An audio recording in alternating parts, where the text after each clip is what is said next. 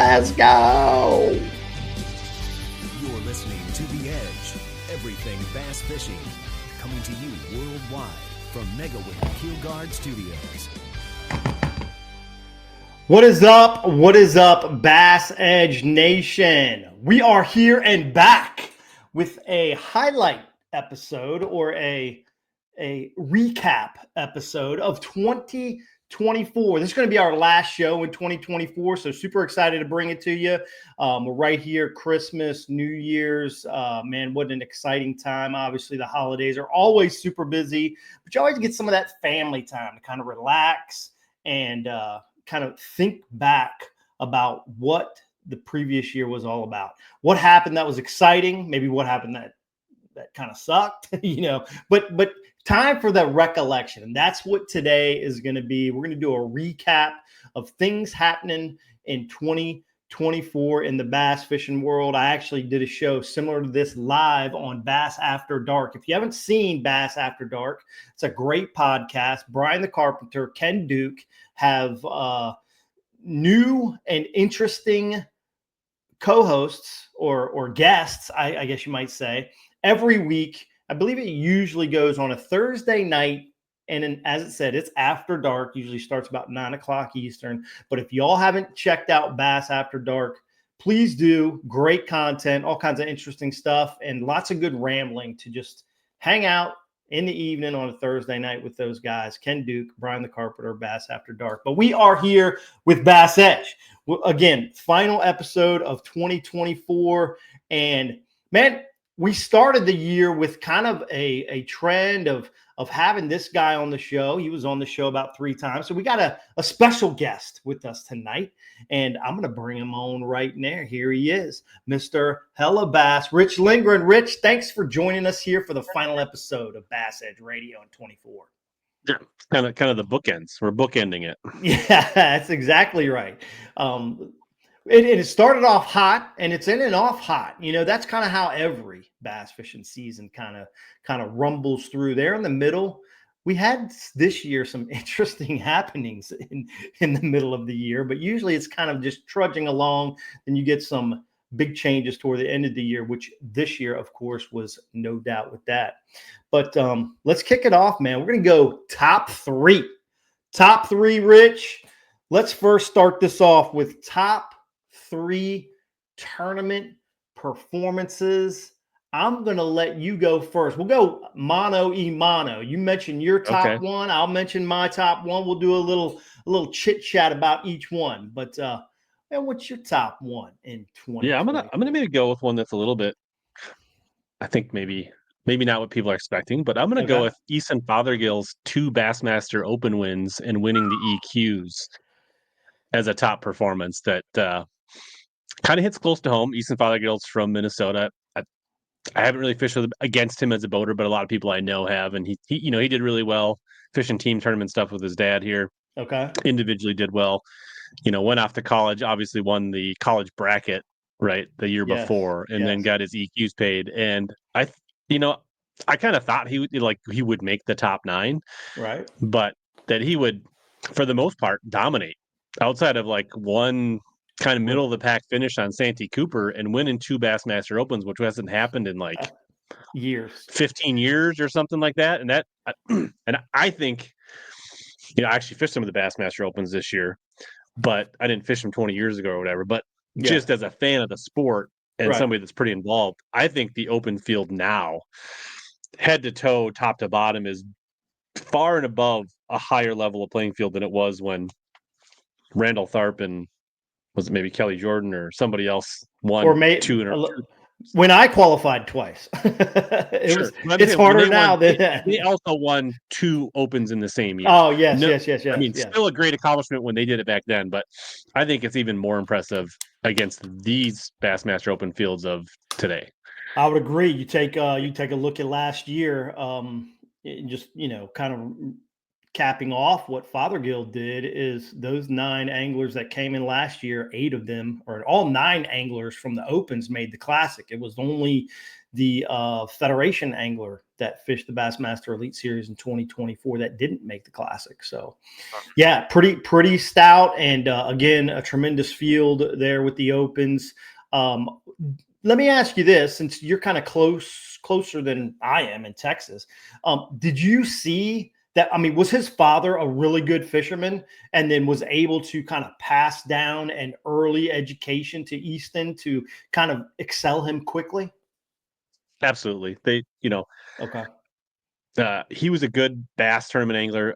He fished some walleye tournaments. He was just a really good angler. Right. Did he fish a ton of like really big tournaments?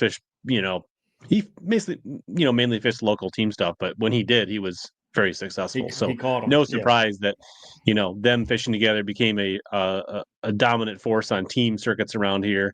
And then when Easton went off on his own, he had maybe 1 year at college where he had to figure some things out. And after that, he was competing for team of the years after that. Right.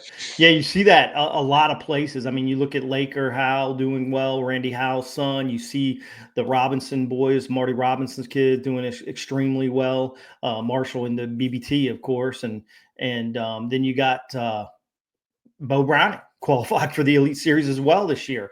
Stephen Browning's son. So you see a lot of dads that fish. The Christie family, Jason Christie, his dad and his uncles, they took them fishing all the time.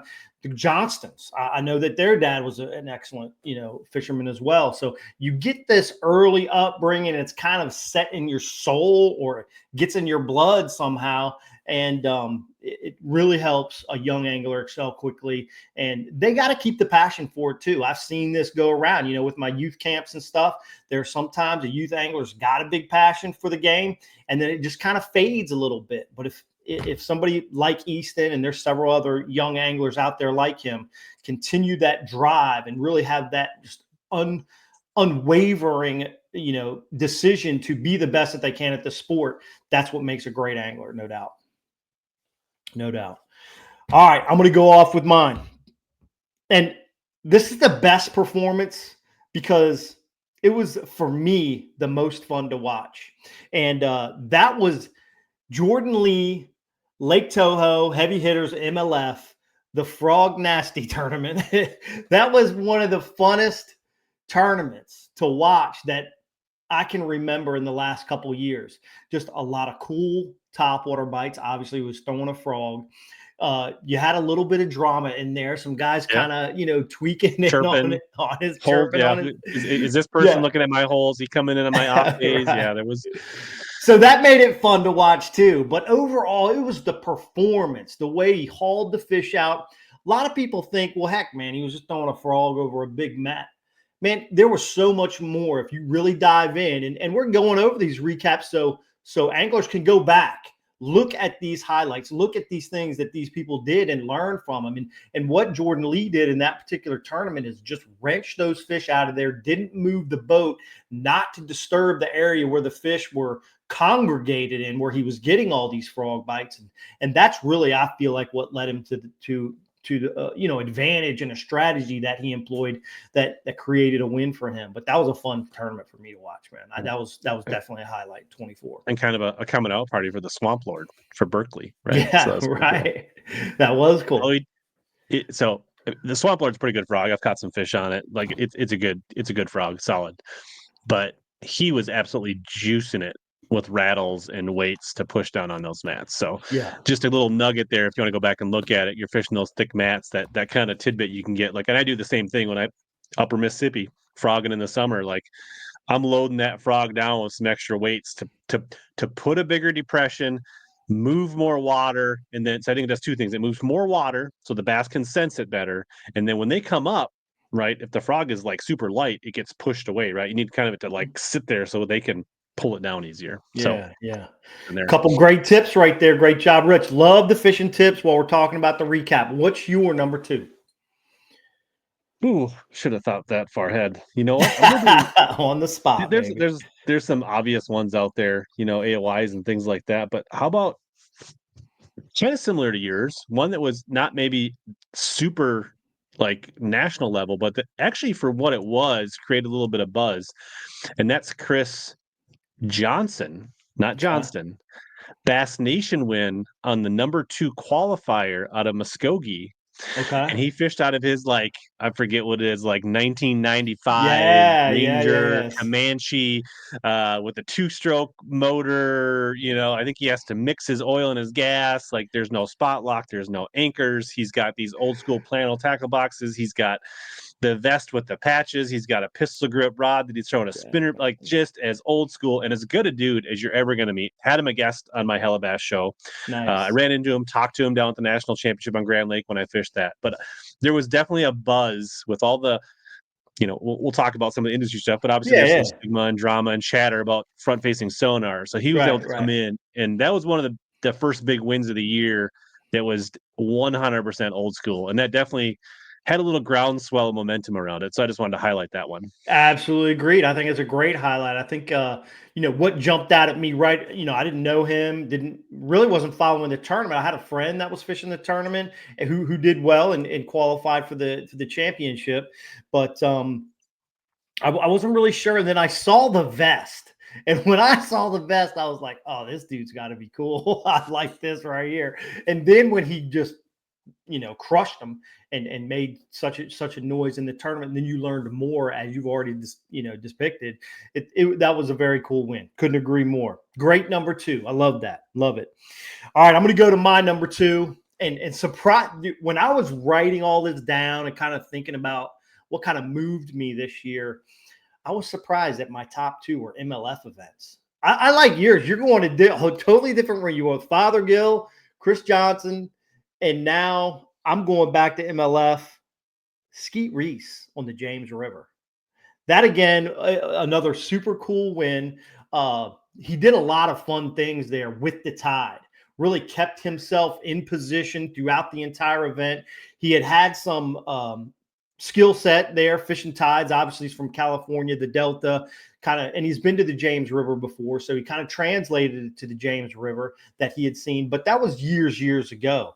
But man, seeing him catch him on the square bill, round docks, moving, bumping and grinding throughout the entire river system, that was number 2 on my highlight for a win this year. Plus, it was shallow, dirt shallow, and that's my game. I love it.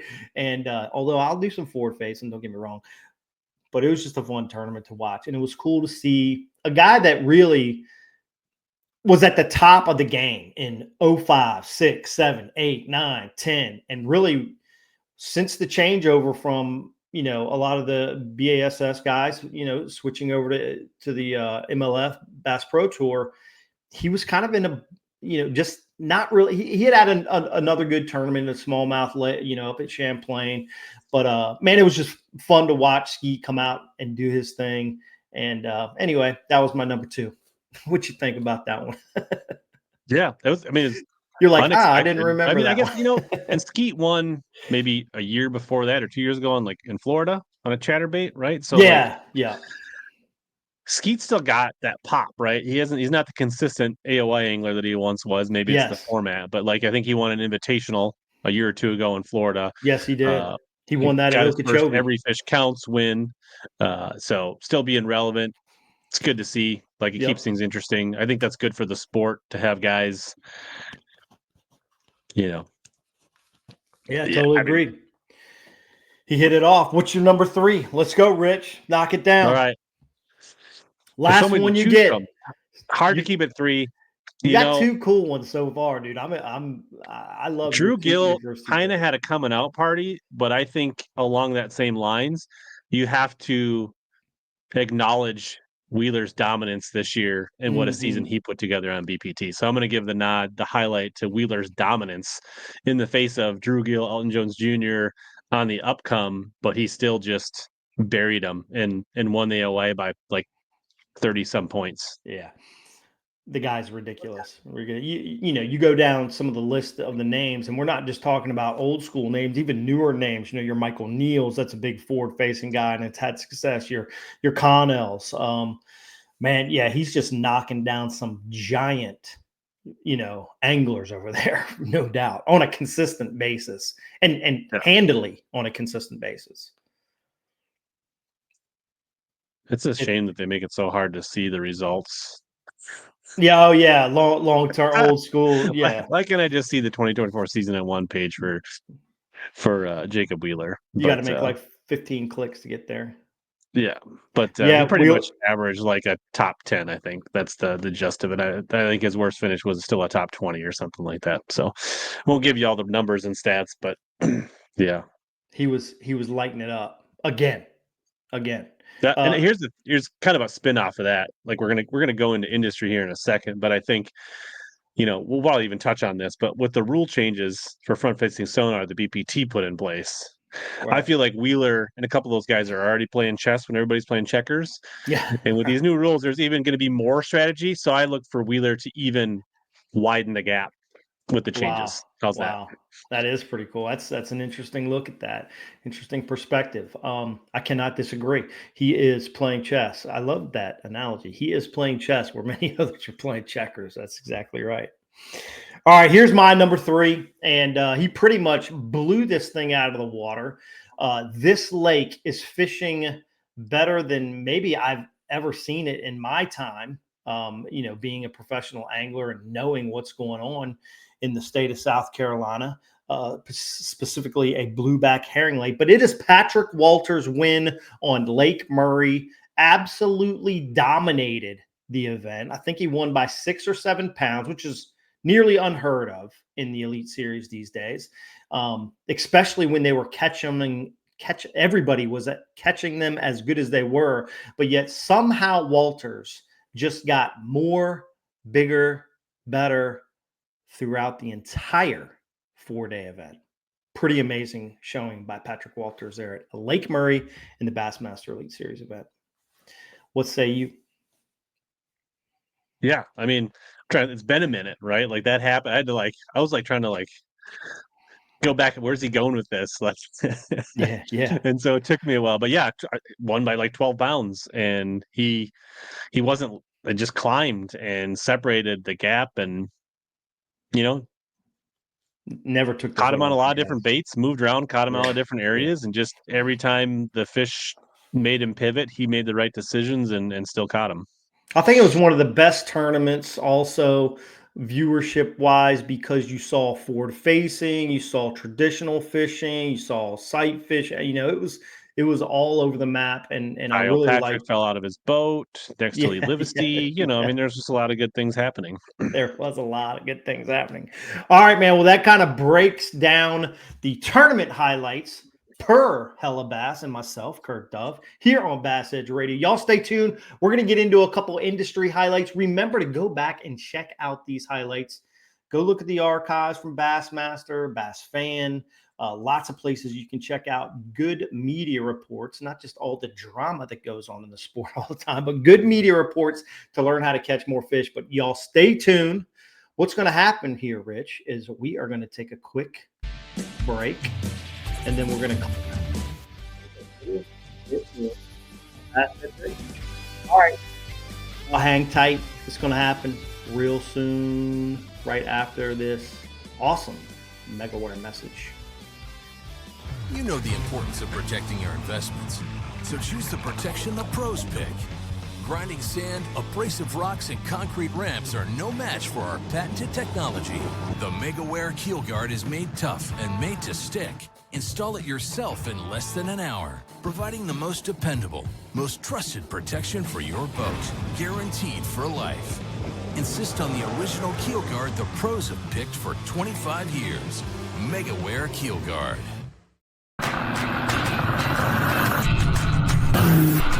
Since 1971, Basscat Boats has innovated, persistently thinking outside the box, never abandoning their roots or the commitment to quality through their process. Clearly visible in the new Puma STS, their design and development continues to evolve, improving performance, enhancing the angler's experience, and broadening the appeal of the sport they have dedicated their lives to. Basscat Boats. Feel the rush. Here we go, and we're back with a little bit more Bass Edge Radio. Got some fun things to talk about. First, got to give a big shout out to Megaware KeelGuard, sponsor of Bass Edge Radio since 2006. What? Say what? Yeah, that long, 18 years. Unfreaking believable. Go check them out, megaware.com. All kinds of great boat accessory products for your rig. All right, Rich, here we go. Hopefully you don't have to test your KeelGuard too hard when you're fishing lacrosse next October. I think we will. I think we will test it. Yeah, there's a lot of rocks and sandbars and things to challenge the Mega KeelGuard. So yeah. So Rich is talking about qualifying for the Bass Nation National Championship 2025 happening over there, and Rich has made it also. He Absolutely. is in. We are both going to be fishing the 2025 Bass Nation National Championship on the Mississippi River out of La Crosse, pools 7, 8, and 9. Mm-hmm. And dude, it's late October. They've never had a tournament that time of year there. There's been some BFL regionals similar within a week or two. I need to go back and study that. Thank you for mentioning. They caught them. They did catch that time of year. All right, very cool. Rich told me we could be fishing in snow, or we could be fishing in shorts and a t-shirt, and it could be anywhere in between. I'm rooting for shorts and a t-shirt. I would say that it's almost more likely that it's snowing than we're fishing in t-shirts. Well, I'm okay if it's not a t-shirt. I'm even good with thermals and some jeans and like a nice hoodie. Yeah, sweet hoodie. But snow, I'm out. I'm not out. I'll do everything I can to catch them and be very successful, as everybody in the tournament will. Let's talk about industry. You just mentioned it, industry stuff. Now we're not going to talk. Let me quantify this for all the listeners. We're going to talk about our top 3 in the industry, and not including the silly season. This really doesn't include something that happened in October or November or December. That's kind of more after the year is concluded. So we're 2024 recap. Rich, let's take it. I mean, I'm a gentleman. Let you go first. Number 1, what you got? This is tough. But one of the things that definitely, I don't know, surprised me, and we actually touched on this in one of the shows that we talked in depth, was right before the tournament season, Dakota Ebear drops a bombshell and says he's leaving the BPT, where he's basically made a ton of money, almost won an AOI, competing for AOI, like obviously cashing tons of checks, having tons of success, and says, you know what? I'm going to go from being leaving a tour that I qualified for, and I'm going to go fish the Bassmasters Opens and take my chances to make the Bassmaster Elite Series. That was an insane decision. Not insane. There was Cody Meyer made the same decision. I will say Cody Meyer. I mean, Cody Meyer had made that decision a little earlier. And Cody Meyer was having okay success on the BPT. Right. He was surviving. I'll tell you how Cody Ebear was thriving when he left. That's the difference. I'll tell you how quick this actually happened. I did a podcast. Go back. It was either December or January. I can't remember when it was. But go back to an episode of Bass Edge Radio. Listen to the interview with Dakota and I, talking about his success with the BBT, talking about his amazing amounts of money he win, amazing amount of top finishes that he had. And he texted me, this is literally 4 days later. Now, I'm not saying something wasn't in the works, but even this soon, and it was very quickly, he did not know. And he texted me and he said, hey, man, I'm sorry. I know we just did that interview. I'm dropping the BBT. I'm going to fish all the opens. So things developed very quickly with that. Even you could tell through his social media, just like you said, Rich, it was like drop of a hat decision. And that's how crazy it was. It was a crazy decision. Very quick. But we watched 2024 happen, and what went down. Yeah. What did he end up finishing? I don't know, 4th or 5th or whatever. I mean, he ended up making it with reasonable ease. I mean, he had his ups and his downs, but most of the year Dakota was right in the mix in that top 10. Yeah. And he'll be on one bad 2025 Bassmaster Elite Series. So the gamble paid off. And now we get to see him on Bassmaster instead of the BPT. Yep. So just to let you know, I had that on my list too. I had E-Bear and Meyer, EQ, getting it done, going BBT straight into the Elite Series. Tough to do in one event season. Bobby Lane's tried it. Ish has tried it a few times. These are freaking phenomenal anglers. Mike did it, but Mike was a little earlier before the craze happened. Well, that was Who else single has done it? division too. Yeah, Hackney's done it, Christie's done it, but none have done it as well as they did in the 9-event series. So congrats to those guys. That was really cool. Here's my number one. My number one was Morrison and Lawrence going head to head in the invitationals, MLF invitationals. What a crazy close AOY. Both of them basically top 10 the entire freaking year. It's unbelievable. Lawrence got a win. I believe Morrison did not win. He just top 10'd everything. But and he ended up winning the AOY. But for me, that was kind of a big highlight and something I wanted to recap for 2024 is just watching those two dominate and how they did it, which it was very similar, utilizing forward-facing sonar to the max in nearly every event. Yeah. Did Alec Morrison accept his BPT? No, Alec Morrison will be fishing the Bassmaster Opens next year. Yeah. So in the same, we're talking about that. That's a really interesting decision. Yes. Yes. Two anglers that qualified to the invitationals, both friends. Jaden Parrish and Alec Morrison both declined their BBT invite. Yep. And then when they decline their invites, they don't go down the invitational. That saved 2 BPT anglers. That is right? correct. Yes. And I don't know which two, because as you said, their website's hard to navigate, but it saved 2 of them. It saved 2 of them. They don't have the overall averages and what places they're in, which would be fun to watch for fans. I don't know why they don't show that. I built the whole spreadsheet coming into this season. Yes, I recall that. And I did it hold up? have the energy to do that at the end of this season to see who was saved. But that's hours of work. Yeah. So yeah, pretty interesting. I saw that. Let's move on. What's your number 2 before we get into more chit chat?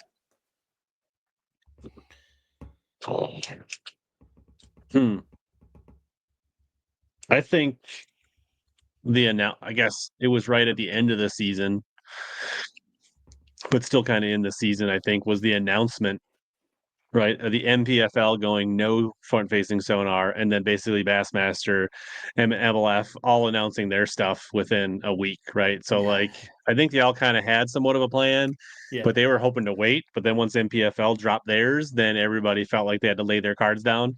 Right. And it was interesting to see how it all unfolded. And for those who don't know, MPFL, no front-facing sonar. Bassmaster, slight technology equipment limitations, like just one transducer, 12 number inches, things like that, but not a big change from where they are today. I don't think it's going to affect the field, basically saying it's allowed. And then MLF going with some hybrid, either if it's invitationals or BPT, right? Going like day on, day off, or you can only use it one period in the BPT. Right. So it'll be interesting to see how that rolls out, but that was definitely the talk of the town for a couple of weeks this summer. Yeah, we talked a little bit about this last night on Bass After Dark, and or last night, maybe the other day. Anyway, the cool thing with my opinion on 3 organizations doing 3 totally different things is that maybe we'll actually see some progress in figuring out where we need to be, because this is not the end all be all. We're still figuring this out, and probably we'll be figuring it out for maybe 2 more years, at least this season, and maybe again in 26.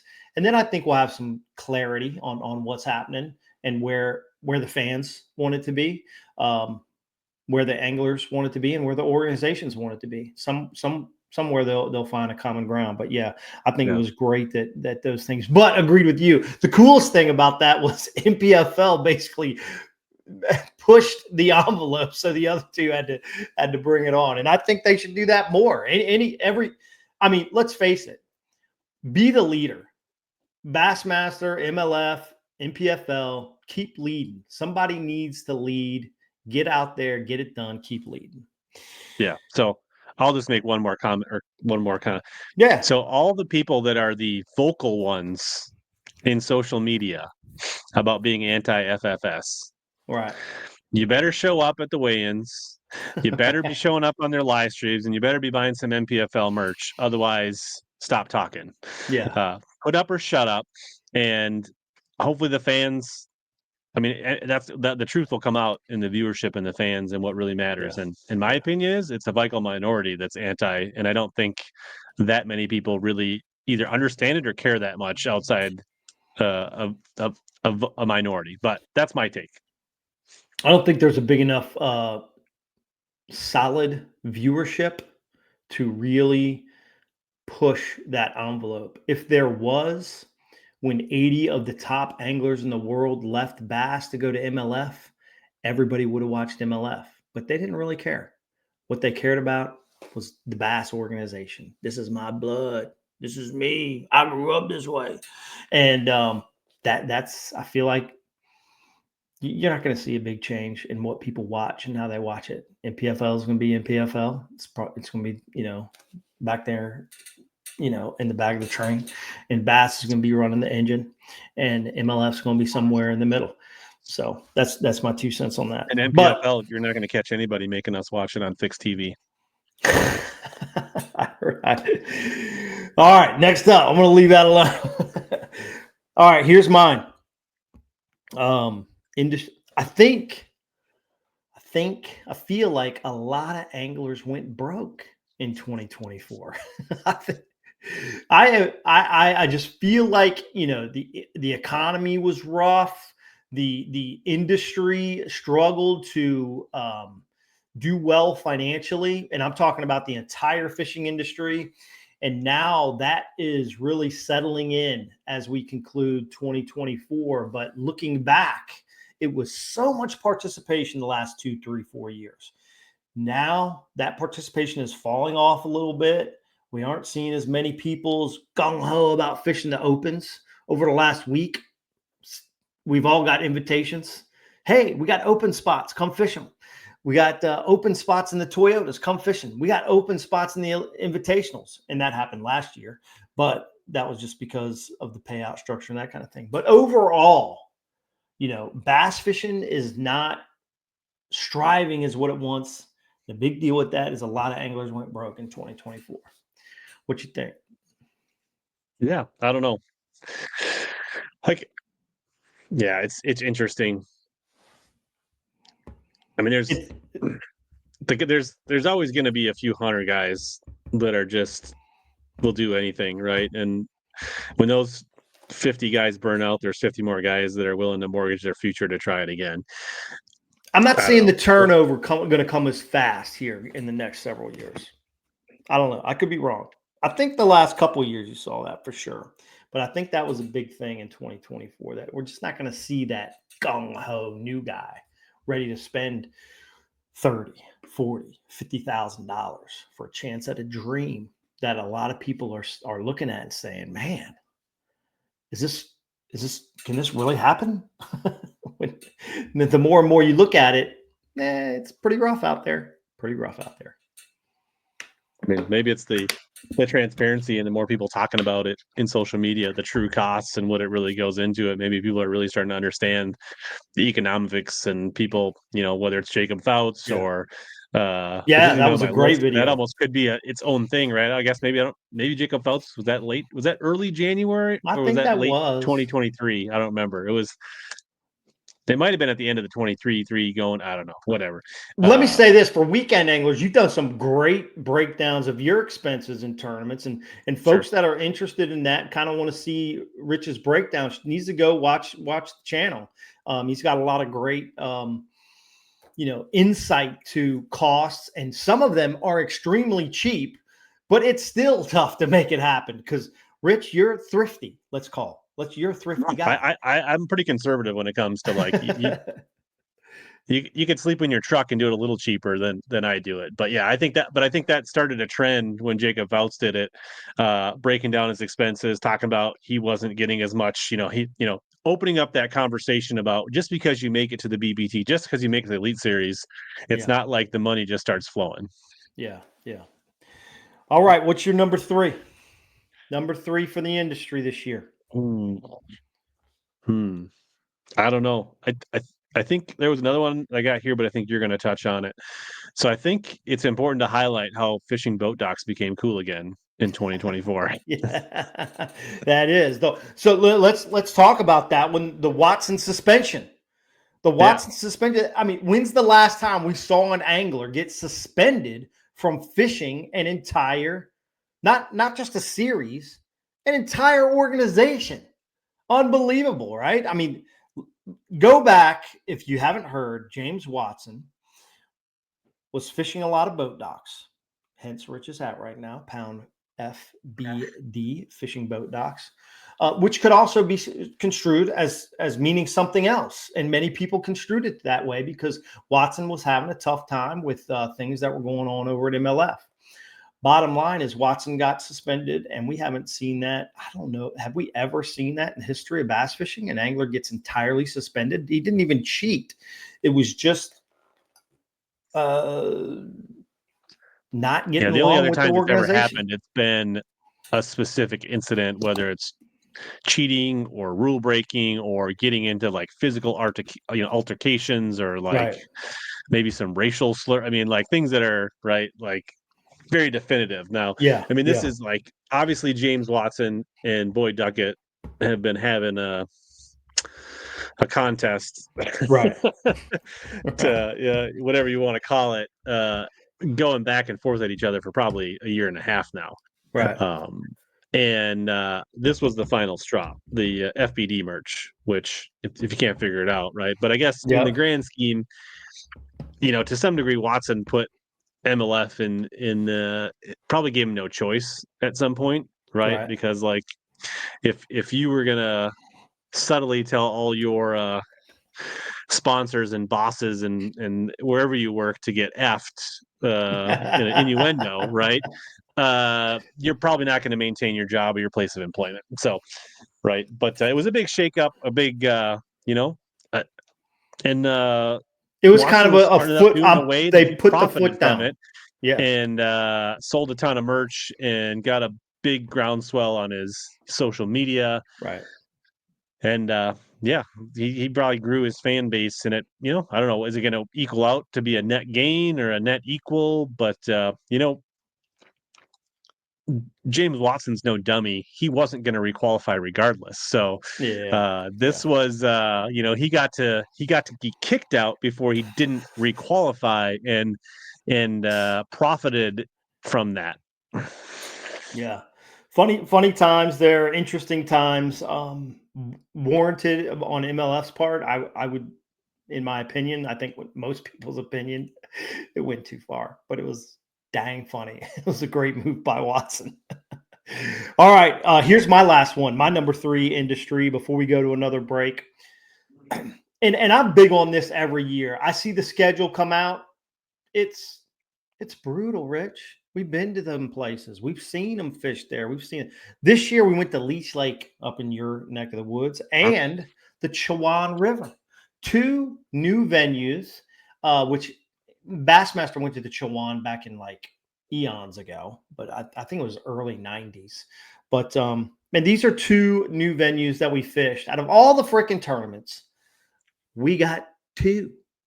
But that was more than many in the years past. So I was happy to see that. I was excited for that. I think it's good for the industry. I think it brings new eyeballs into fishing. You were at the Leech, maybe you were at the Leech Lake Open, and the audience, the crowds out there were freaking phenomenal. And I remember actually you fished that Open, and the crowds out there were phenomenal. The audience, it brings more awareness to what we're doing, in our passion, this bass fishing game. And every time we go to a new place, when we first came here to Lake Amistad in Texas for an Elite Series event, it was freaking ginormous. The first time we went to Falcon for Elite Series, ginormous. when we went to California, Arizona, all these crowds. We went to the Delaware River, giant crowds, freaking just high energy stuff. And it's bringing more interest, more people. I get it that the organizations need money to put on these events, and that the Chamber of Commerce and many of these communities understand that it brings a great economic impact. And that's why we go to a lot of the same venues over and over and over. But dang it, make it some kind of rule, law, regulation within these organizations. We got to go to a couple new venues every year just for the damn good of the sport. Yeah, absolutely. And Bassmaster's going to Albemarle Sound or something Back this Bay? year, which I guess is kind of similar to the Chowan. I guess they're fishing a part that they couldn't fish for the BPT, but it's kind of that same section. So there's some new stuff there. We get one this year in 2025 that I'm aware of. So yeah, at least we're getting something. So that's good. I think there's one more thing that we should touch on, even though we did our 3 and 3. Yeah. And I would have brought this up, but I thought you were going to go. But I think what MLF is doing with their team circuit is important to highlight. And I think that if MLF really gets going again in a big way, I think it's because of their team format. Absolutely agree. We talked about this on Bass After Dark the other day. Go check out that show. It's what mattered in 2024. A little different than what we're doing here with a recap, but it was kind of what mattered. A lot of interesting things came up in the conversation, but this was one of them. Matt Pangarak, host of Bass Talk Live, went off on a little awesome tangent on this MLF team series and how beneficial it was and how great he thought it was. I actually last night brought it up, or the other day brought it up as one of my it matters in 2024. And agree with you, Rich. It's definitely a highlight, definitely recapable. All the events were exciting. Loved the way that they had the camaraderie this time around between the anglers. You had brothers together. There were so many great things about it. Go back and watch the MLF team tournaments. They got great coverage on it too. So I would everybody go back. And I agree with you as far as the interest that MLF could gain or additionally build upon for 2025 with this team format it's their best chance. It's relatable. It's their best chance. Whatever, like 98% of tournament fishermen fish team tournaments, right? Yes. Yep, that was super cool. All right, man, we're gonna take another quick pause in the action, and we're gonna talk about these last couple months in the industry, the silly season, a couple things that we think are interesting, give you our take on them before we cut out here, and wish everybody a Merry Christmas and Happy New Year in this awesome holiday season. But y'all stay tuned. We're gonna be back with more fun chatter about bassing right here on Bass Edge Radio. Let's do it. Come on, man, let's roll.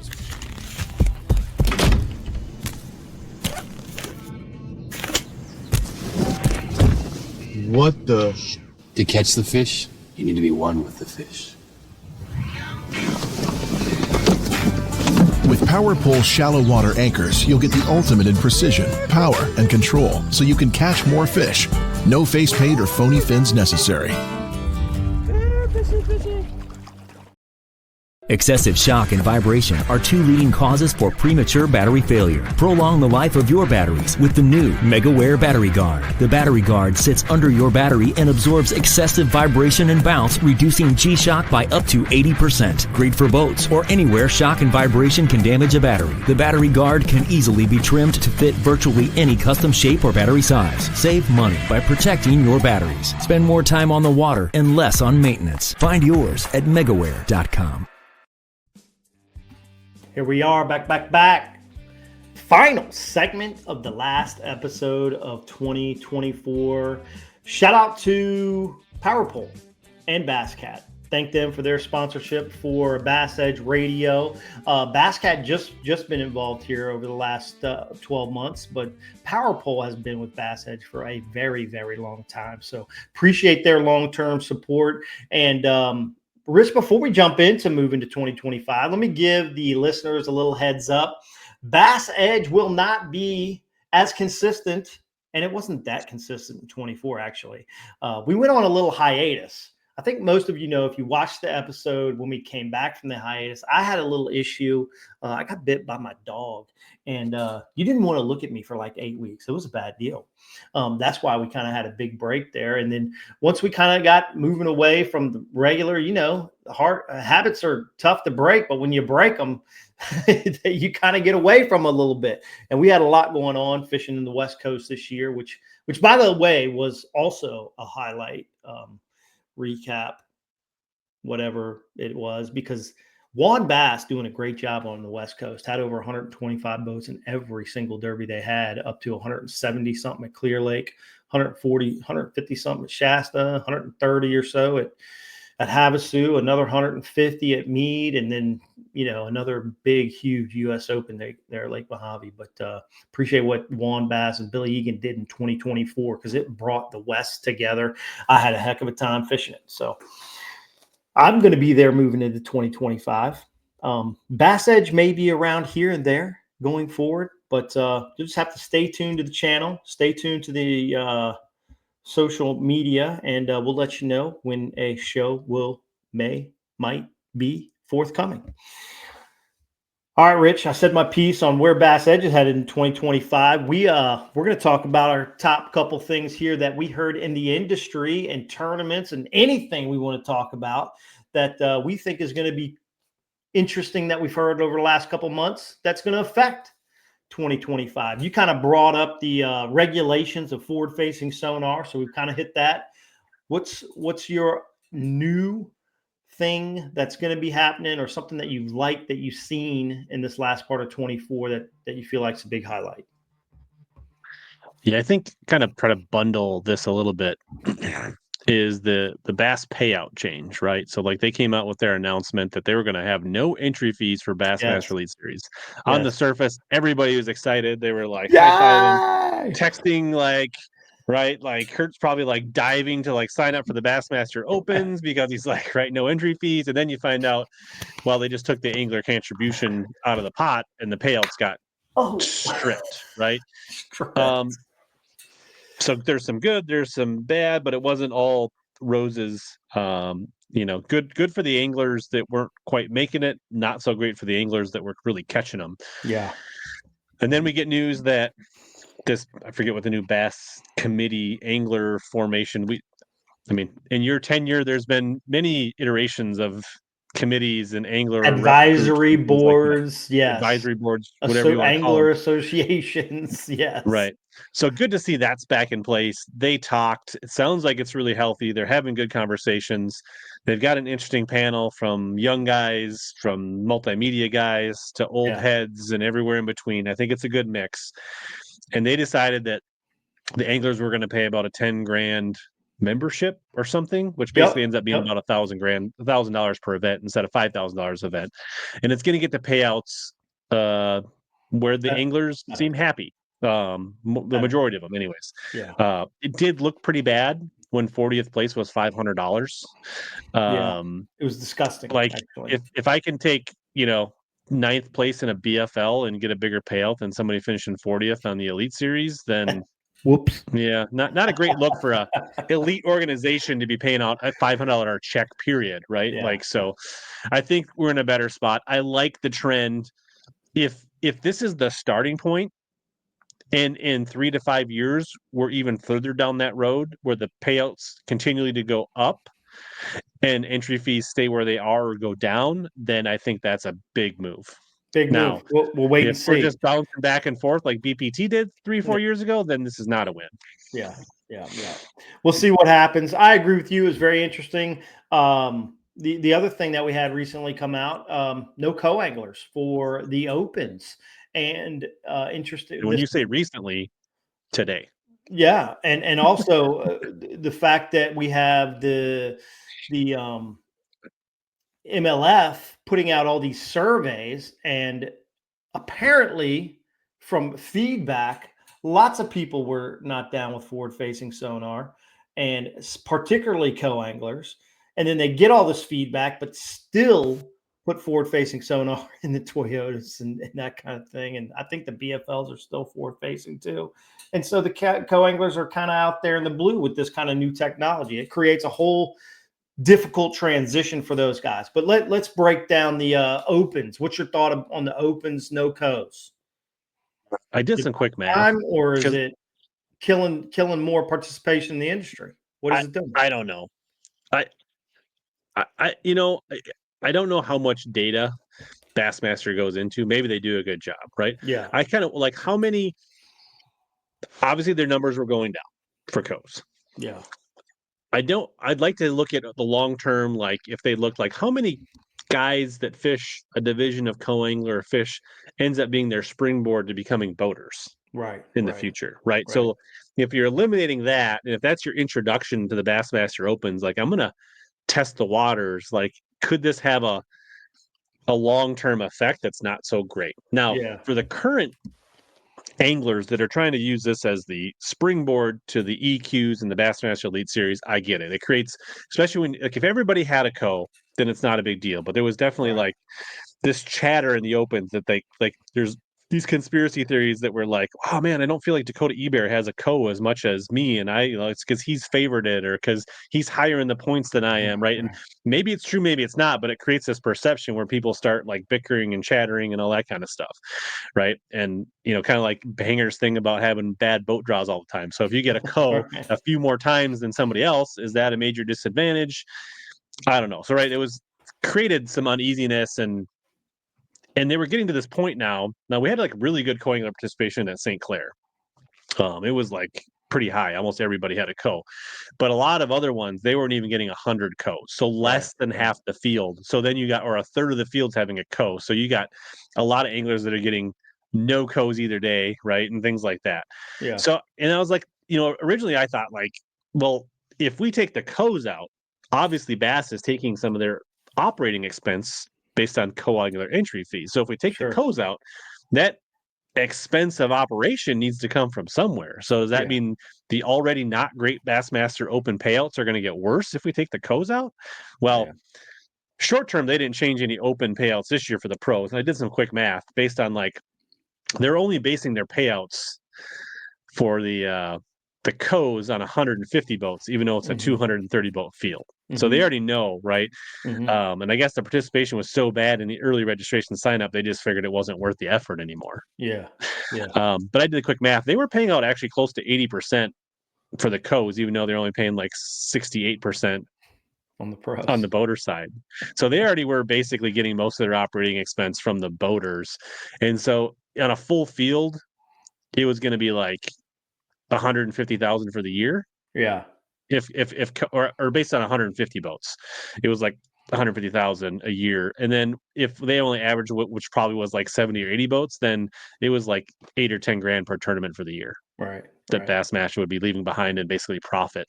And so it probably got to the point where it's like, well, the weigh-ins would go faster. We don't need as much tournament staff. It probably got to the point where it's like, it's really not that big a benefit. And if the anglers are really griping, and to your point, if signups are starting to slip in the opens and we say we're taking away the co's, I'm thinking they're banking on that. All right, the co's are gone. Maybe that makes the opens more appealing for another 50 guys. And that's a wash for them. Yeah, it could that, another thing that Bass did in 2024 is bring out the Bass Nation regional qualifiers, which I feel like has been extremely successful. Also another avenue for co-anglers to fish. So, they are building other opportunities, even though they've taken this away. I feel like they added another piece in 2024 that will continue in 25. So I feel like that's a real good deal too. I think your comment about co-anglers and trying to get to the next level. I feel like there's a few young anglers out there that fish the co-angler side, Toyotas, Opens, that were interested in moving up.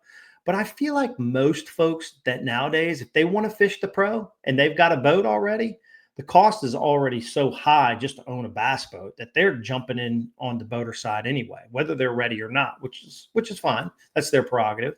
But I do feel like most of the co-anglers, they're co-anglers all the time. And that's what they want to be. They want to be co-anglers. They have time to show up right before the event, jump in a boat, hope to catch and put their skills to test over the next 2 days and see where the chips might fall. And I think that's going to hurt some of the recreational folks. I do feel like that's going to hurt some of that because, they're doing that either just because they don't have the time to pre-fish or the additional funds to jump into the pro side or want to, that's hell of a lot of work. You and I both know it's a heck of a lot of work. So I feel like there's lots of opportunities out there still, obviously with the Toyotas on the MLF side and the BFLs as well, lots of co-angler opportunities. But it's definitely changing rapidly still now because it's just a couple years ago. You think about it, the Elite Series were the first ones to go without. Then FLW Tour went out. Then it was the Pro Circuit went out. Then once MLF started, they never had any in the first place. Once they combined with MLF, with FLW and just became MLF, they didn't add any additional opportunities. Matter of fact, most of the weekend stuff, like the Bass Nation or the Federation, the Bass Federation, they're dwindling rapidly. I would say in 5 years, maybe non-existent, and everything's going to for the Bass Nation and the Bass Federation. Bass Nation as we know it from 15 years ago, club fishing in the Bass Nation. It's tough to go to a state right now and take the northeast or the southeast area of Texas where we have lots of anglers. I mean, you can go to a tournament and see like 20 boats for a 500-mile wide stretch of land. That's pretty rough. I know in some states they're still a little bit more active, but overall it continues to decrease and they struggle with it. And I think that's why Bass changed to that regional format to kind of reinvigorate the weekend angler to come out for a week in their local area or geographic territory and come fish a big event to potentially qualify for the national championship of Bass Nation. So. As somebody that fished the Opens this year, there's 3 Opens. I fished a qualifier and I fished the national championship for the Bass Nation. So I feel like I got a good pulse on this. The Bass Nation is the best deal in town right now. 100%. Like the fact that those fields aren't full last year, if they're not full next year, people are just not paying attention. Yeah. Like you can go to your local or regional qualifier on a $200 entry fee. And if you finish in the top 20, you go to the national championship. You only need to finish in the top 40 to double your money. It's like $800 or $900 to take 40th place. So the payout's pretty solid. You don't got to travel that far. Pretty low entry.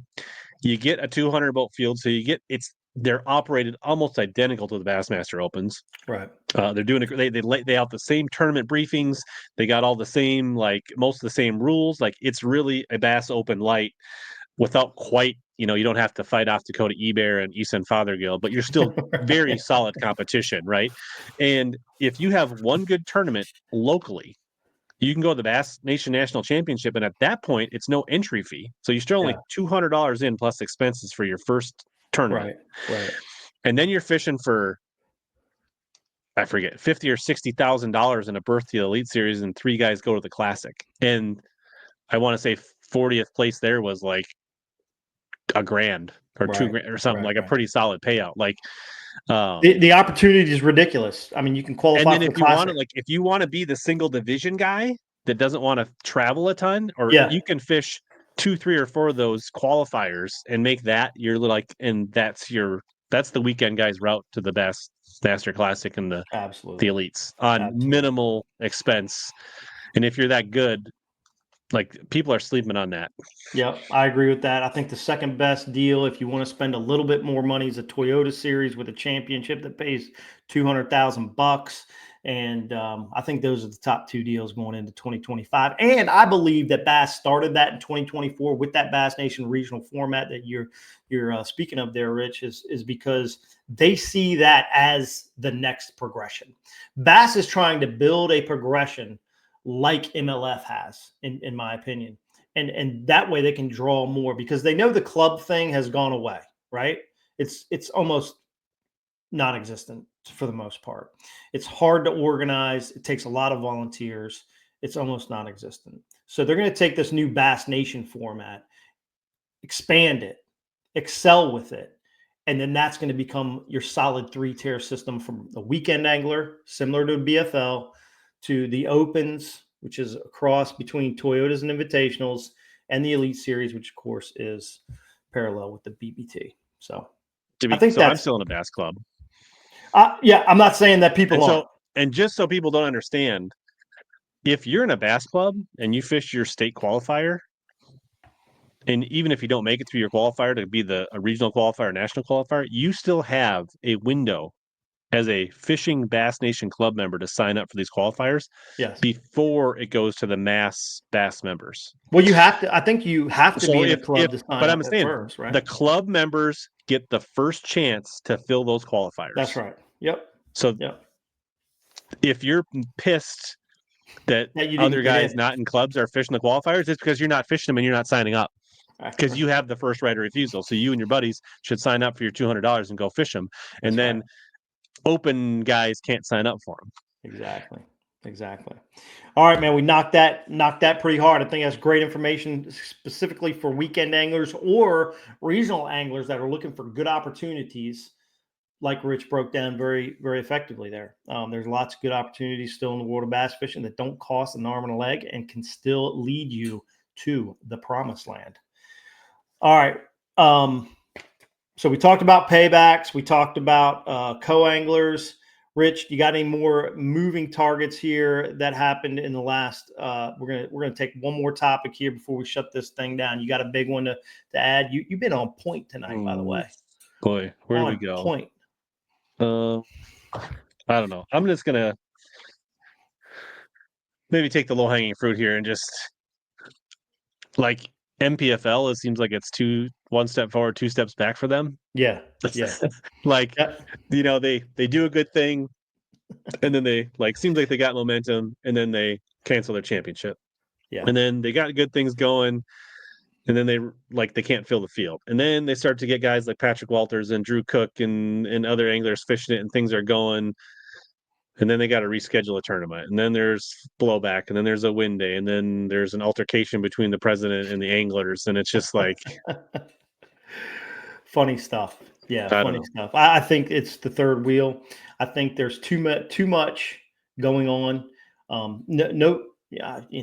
got nothing against NPFL, but obviously it started, much later, just, the 3 years in, and it's tough. It's a tough spot. They've been having guys that want to pay $5,000 to go bass fishing and try to win some extra money. But again, I feel like a little bit what I said earlier, there's a lot of people spending a lot of money over the last 3 or 4 years. And I feel like that crowd is becoming diminished, and the NPFL will feel it, and the Opens may feel it this year as well. I still think they're going to have a lot of anglers, but they're going to have a lot more anglers fishing one-offs rather than full divisions this year, I think. But anyway, that's just my 2 cents. My other deal with moving. Just be clear. I want to see the MPFL do well. I just think they keep making mistakes. Yeah. No, I have no ill will. I actually want them to do well. I want to see them prosper. I get frustrated with what happens. So far, their mistakes aren't quite as big as MLF, but somehow they're able to strive through them at this moment. And that was just because they've been well established in a much bigger organization, as we all know. But it is funny how still MLF is making the most mistakes right now. But everybody is freaking making mistakes. It's so freaking nuts. Anyway, 2025, man, it's going to be a fun year. It's going to be great to watch. Just because we're done with 2024 doesn't mean you shouldn't go back, recap, and reminisce about what has gone down, as Rich and I have done today. If you find any of those topics interesting, go back and search them again. You can find lots of information on Bassmaster.com, MLF.com, BassFan.com. Still a great place to go, especially to get some winning notes and some brief overalls from things went on. Then you can dive into it a little bit deeper if you really like that subject. But Rich, you got any last words for 2024? Yeah, I don't know. I mean, I guess, if you let history repeat itself, that means you're not learning, right? So like, I guess it's good Absolutely. to put the lens on and look at that going forward. I'm excited to watch, maybe fishing some fun stuff locally. I'm going to fish the Classic Bass Champions Tour here locally in Minnesota, which is kind of a Awesome. growing organization. Every fish counts. It does a little different. Kind of excited to do that. I'm going to do some of the Bass Nation stuff, things like that. But I'll be still pumping out content, tournament videos, recaps, going live every week, Wednesday night on the Hellabass. So if Kurt's not going to be super consistent with Bass Edge, I got you. I got all It's kinds gonna of be stuff less. on It's the gonna Hellabass be YouTube less than channel. super consistent. Go check out Hellabass's YouTube channel. Bass Edge is going to be much less than super consistent moving forward. But man, we've had a great time taping this show particularly, and all of our shows since 2007, 2008. Remember when they had those little iPods? Dude, you could catch Bass Edge Radio on your iPod back in like 07, 08. On And my BlackBerry. BlackBerry, you could catch you could have caught it there too. And man, it's been a great run with Bass Edge Radio. And there's lots of great podcasts out there. Like I say, we could be back to just kind of recap something or give some breaking news or things that are happening in the industry sometime around. But I'm going to be out there fishing the Juan Bass Tour next year. Also fishing some stuff here locally at Lake Amistad. Doing my kids' camps, Rich. I love doing those programs, man. It's great to get the young anglers out there on the water. Love them watch and smile when they're catching bass. Is there any opportunity to scale that? Like, do you I think you don't can do know. more? Can you grow it, or is it you're at your capacity as far as what you can do now? Me personally, I'm at my capacity. Yes, I'm there where I need to be. So I mean, but I just think that concept that you got is so great. So it would be really like, that is growing the sport, right? yeah. I think Oh, so. It's like, absolutely. if there was a way to scale that, that would be really interesting. Yep. Right now, I just have a full-time job that precludes me from it, so it's always kind of tough. There's only so many side hustles, and so many, and I say side hustle, but so many volunteer things and side Sure. projects that you can incorporate. Because I do lots of other things other than when I was doing camps and still doing Bass Edge and selling Hayabusa fishing hooks and the list goes on. Promotion, fishing tournaments. Yeah, it's just a nonstop gig, as you well know. But most folks that love the bass fishing industry can't get enough of it. That's why we still do the stuff, right, Rich? Absolutely. And That's right. if people need more content for the MP3, the Hellabass live stream comes out there. So if you're missing Bass Edge and you need more road time entertainment, search Hellabass on your favorite podcast app, and I got you. There you go. All right, Rich, great having you on the show. Bass Edge listeners, thank you for being here on Bass Edge Radio. And we're signing off. Merry Christmas. Happy New Year. Hope you had a great holidays and kick off 2025 like you mean it. Y'all have a great time. Bass Edge Radio. Merry Christmas. Have a good holidays, Kurt. Happy New Year. All right. You too, Rich. Take care, bud.